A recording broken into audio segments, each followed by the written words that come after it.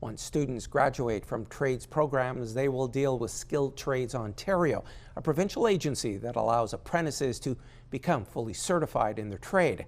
But the Sudbury MPP says there aren't enough centres. CTV's Madison Marier has more.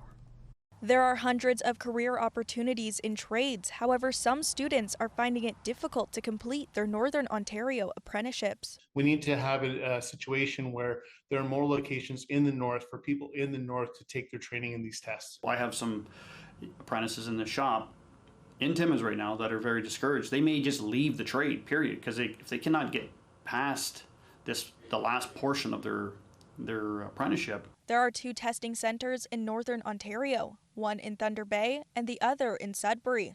But apprentices in Sudbury say they have to drive to Mississauga to do the test because the waitlist in Sudbury is months long. I had to write an exam, Red Seal, which is 310T, to become a full mechanic.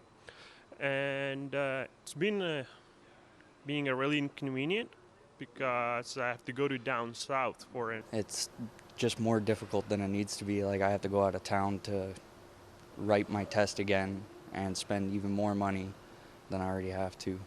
Take time off work for writing my test, and it's just difficult. It seems every time I call them, there's not really any answers for me, or I get conflicting answers. We reached out to Skilled Trades Ontario and the Ministry of Labour, Immigration Training and Skills Development for a comment on the delays faced by apprentices, but we did not receive a response by deadline. Meanwhile, Jamie West is calling on the provincial government to make trade pathways more accessible in the north. We are Northern Ontario and Sudbury, but we're nothing compared to Thunder Bay, right?